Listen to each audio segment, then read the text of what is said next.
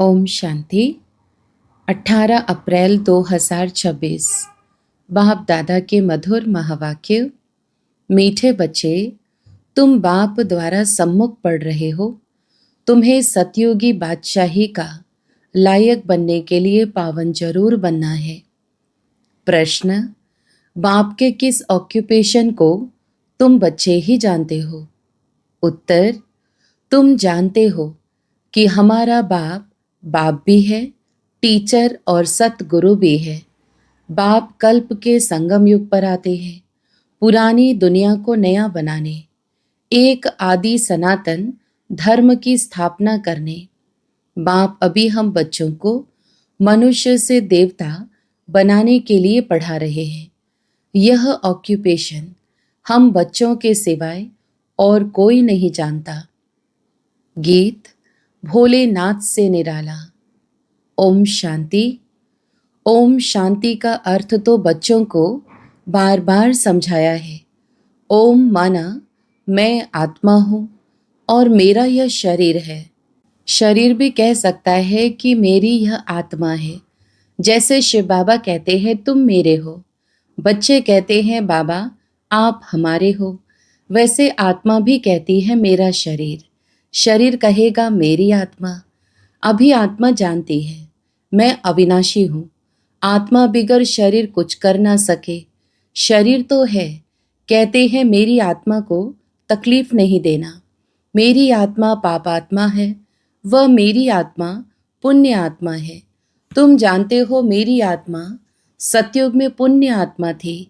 आत्मा खुद भी कहेगी मैं सतयुग में सतो प्रधान अथवा सच्चा सोना थी। सोना है नहीं, यह एक मिसाल दिया जाता है। हमारी आत्मा पवित्र थी, गोल्डन एज्ड थी। अभी तो कहते हैं इम्प्योर हूँ। दुनिया वाले यह नहीं जानते। तुमको तो श्रीमत मिलती है, तुम अब जानते हो। हमारी आत्मा सतो प्रधान थी, अब तमो प्रधान बनी है। हर एक चीज ऐसे होती है, बाल युवा वृद्ध, हर चीज नए से पुरानी जरूर होती है। दुनिया भी पहले गोल्डन एज्ड सतो प्रधान थी, फिर तमो प्रधान आयरन एज्ड है, तब ही दुखी है। सतो प्रधान माना सुधरी हुई, तमो प्रधान माना बिगड़ी हुई। गीत में भी कहते हैं बिगड़ी को बनाने वाले। पुरानी दुनिया बिगड़ी हुई है क्योंकि रावण राज्य है और सभी पतित हैं।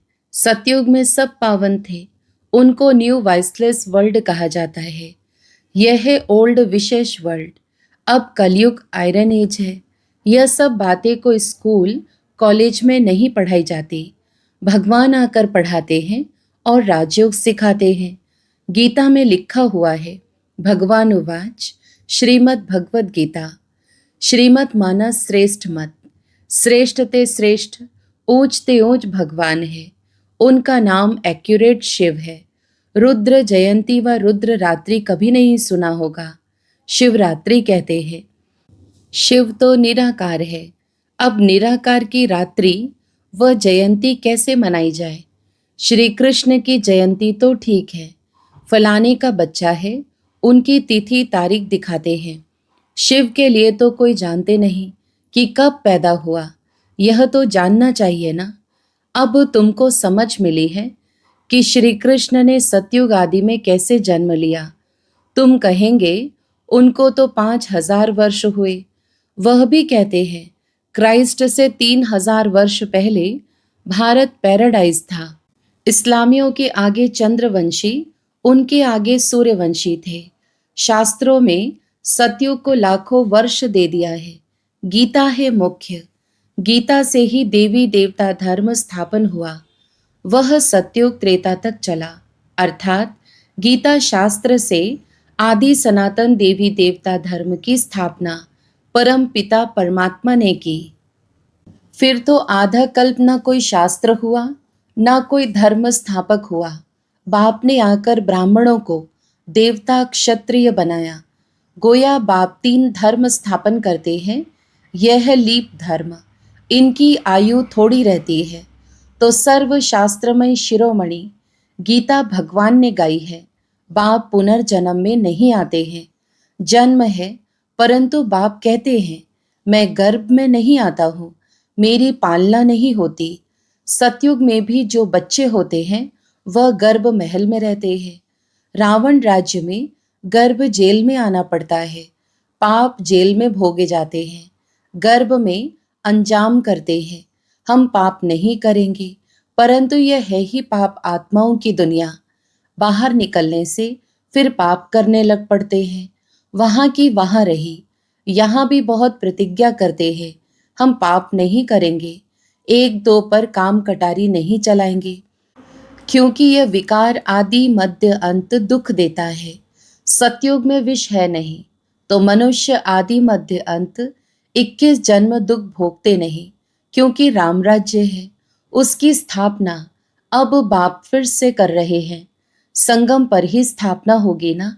जो भी धर्म स्थापन करने आते हैं उनको कोई भी पाप नहीं करना है।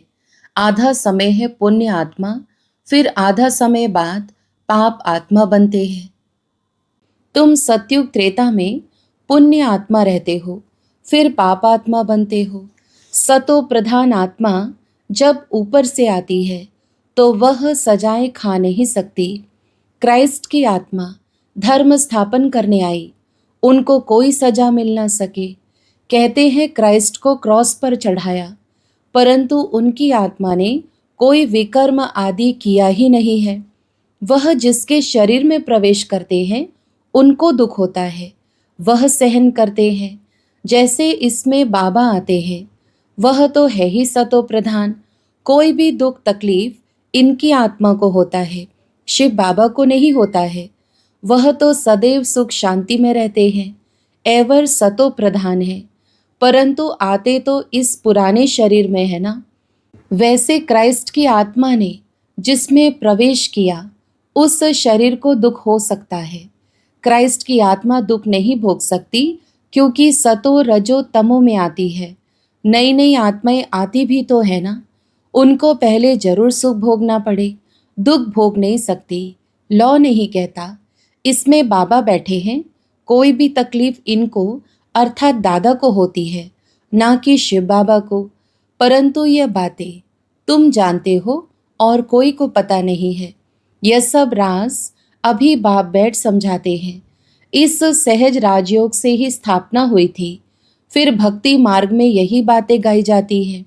इस संगम पर जो कुछ होता है वह गाया जाता है। भक्ति मार्ग शुरू होता है तो फिर शिव बाबा की पूजा होती है। पहले पहले भक्ति कौन करता है? वही लक्ष्मी नारायण जब राज्य करते थे तो पूज्य थे, फिर वाम मार्ग में आ जाते हैं तो फिर पूज्य से पुजारी बन जाते हैं। बाप समझाते हैं, तुम बच्चों को पहले पहले बुद्धि में आना चाहिए कि निराकार परमपिता परमात्मा इस द्वारा हमको पढ़ाते हैं। ऐसी और कोई जगह सारे वर्ल्ड में हो ना सके जहां ऐसे समझाते हो। बाप ही आकर भारत को फिर से स्वर्ग का वर्षा देते हैं।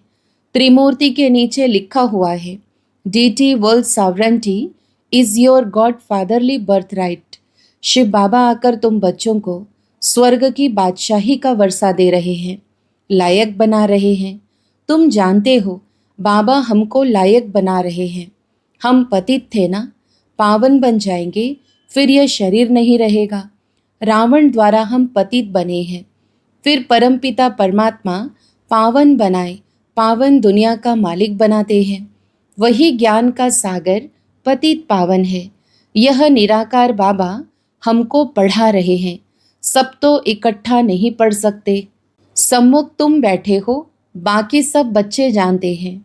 अभी शिव बाबा ब्रह्मा के तन में बैठ सृष्टि के आदि मध्य अंत का नॉलेज सुनाते होंगे। वह मुरली लिखत द्वारा आएगी और सत्संगों में ऐसा थोड़े ही समझेंगे। आजकल टेप मशीन भी निकली है, इसलिए भरकर भेज देते हैं। वह कहेंगे फलाने नाम वाला गुरु सुनाते हैं, बुद्धि में मनुष्य ही रहता है। यहाँ तो वह बात है नहीं। यह तो निराकार बाप नॉलेजफुल है, मनुष्य को नॉलेजफुल नहीं कहा जाता। गाते हैं God father is knowledgeful, peaceful, blissful, तो उनका वर्षा भी चाहिए ना। उनमें जो गुण है वह बच्चों को मिलने चाहिए, अभी मिल रहे हैं। गुणों को धारण कर हम ऐसे लक्ष्मी नारायण बन रहे हैं। सब तो राजा रानी नहीं बनेंगे। गाया जाता है राजा रानी वजीर, वहाँ वजीर भी नहीं रहता।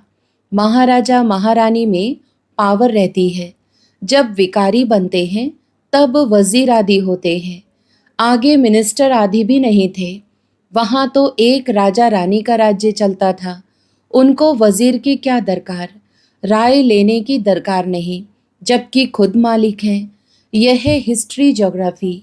परंतु पहले पहले तो उठते बैठते यह बुद्धि में आना चाहिए कि हमको बाप पढ़ाते हैं, योग सिखाते हैं, याद की यात्रा पर रहना है। अभी नाटक पूरा होता है। हम बिल्कुल पतित बन गए हैं, क्योंकि विकार में जाते हैं, इसलिए पाप आत्मा कहा जाता है। सतयुग में पाप आत्मा नहीं होते, वहाँ है पुण्य आत्माएं। वह है प्रारब्ध जिसके लिए तुम अभी पुरुषार्थ कर रहे हो।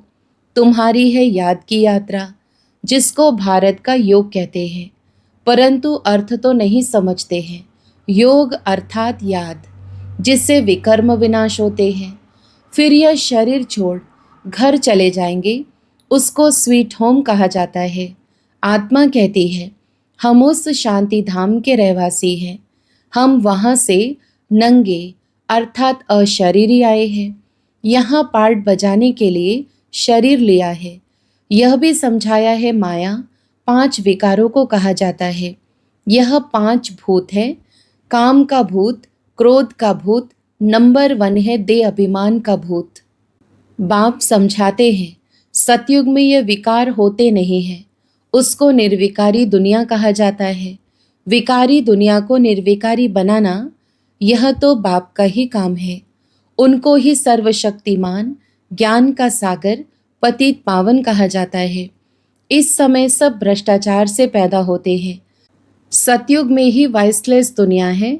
बाप कहते हैं अब तुमको विशेष से वाइसलेस बनना है। कहते हैं इस बिगर बच्चे कैसे पैदा होंगे। बाप समझाते हैं अभी तुम्हारा ये अंतिम जन्म है। मृत्यु लोक ही खत्म होना है, फिर इसके बाद विकारी लोग होंगे नहीं। इसलिए बाप से पवित्र बनने की प्रतिज्ञा करनी है। कहते हैं बाबा हम आपसे वर्षा अवश्य लेंगे। वह कसम उठाते हैं झूठा। गॉड जिसके लिए कसम उठाते हैं उसको तो जानते नहीं। वह कब कैसे आता है, उनका नाम रूप देश काल क्या है, कुछ भी नहीं जानते। बाप आकर अपना परिचय देते हैं। अभी तुमको परिचय मिल रहा है। दुनिया भर में कोई भी गॉड फादर को नहीं जानते। बुलाते भी हैं, पूजा भी करते हैं, परंतु ऑक्यूपेशन को नहीं जानते हैं। अभी तुम जानते हो। परमपिता परमात्मा हमारा बाप, टीचर, सतगुरु है। यह बाप ने खुद परिचय दिया है कि मैं तुम्हारा बाप हूँ। मैंने इस शरीर में प्रवेश किया है। प्रजापिता ब्रह्मा द्वारा स्थापना होती है। किसकी? ब्राह्मणों की। फिर तुम ब्राह्मण पढ़कर देवता बनते हो। मैं आकर तुमको शूद्र से ब्राह्मण बनाता हूँ। बाप कहते हैं मैं आता ही हूँ कल्प के संगम युग पर। कल्प 5000 वर्ष का है। यह सृष्टि चक्र तो फिरता रहता है। मैं आता हूँ पुरानी दुनिया को नया बनाने, पुराने धर्मों का विनाश कराने। फिर मैं आदि सनातन देवी देवता धर्म स्थापन करता हूँ, बच्चों को पढ़ाता हूँ। फिर तुम पढ़कर 21 जन्म के लिए मनुष्य से देवता बन जाते हो। देवताएं तो सूर्यवंशी, चंद्रवंशी प्रजा सब है। बाकी पुरुषार्थ अनुसार ऊंच पद पाएंगे। अभी जो जितना पुरुषार्थ करेंगे वही कल्प कल्प चलेगा। समझते हैं कल्प कल्प ऐसा पुरुषार्थ करते हैं, ऐसा ही पद जाकर पाएंगे। यह तुम बच्चों की बुद्धि में है कि हमको निराकार भगवान पढ़ाते हैं। उनको याद करने से ही विकर्म विनाश होंगे। बिगर याद किए विकर्म विनाश हो नहीं सकते। मनुष्यों को यह भी पता नहीं कि हम कितने जन्म लेते हैं। शास्त्रों में कोई ने गपोड़ा लगा दिया है 84 लाख जन्म। अभी तुम जानते हो 84 जन्म है। ये अंत का जन्म है। फिर हमको स्वर्ग में जाना है। पहले मूल वतन में जाकर फिर स्वर्ग में आएंगे। अच्छा, मीठे मीठे सिकिलधे बच्चों प्रति माता पिता बाप दादा का याद प्यार और गुड मॉर्निंग।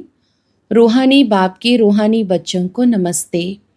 हम रूहानी बच्चों की भी रूहानी माता पिता बाप दादा को याद प्यार, गुड मॉर्निंग और नमस्ते। धारणा के लिए मुख्य सार। पहला, बाप से जो पवित्र बनने की प्रतिज्ञा की है उस पर पक्का रहना है। काम क्रोध आदि भूतों पर विजय अवश्य प्राप्त करनी है। दूसरा, चलते फिरते हर कार्य करते पढ़ाने वाले बाप को याद रखना है। अब नाटक पूरा हो रहा है, इसलिए इस अंतिम जन्म में पवित्र जरूर बनना है। वरदान, सर्व खजानों से भरपूर बन अपने चेहरे द्वारा सेवा करने वाले सच्चे सेवाधारी भव। विस्तार, जो बच्चे सर्व खजानों से सदा संपन्न व भरपूर रहते हैं, उनके नैनों व मस्तक द्वारा ईश्वरीय नशा दिखाई देता है। उनका चेहरा ही सेवा करता है। जिसके पास जास्ती अथवा कम जमा होता है तो वह भी उनके चेहरे से दिखाई देता है। जैसे कोई ऊंच कुल का होता है तो उनके चेहरे से वह झलक और फलक दिखाई देती है।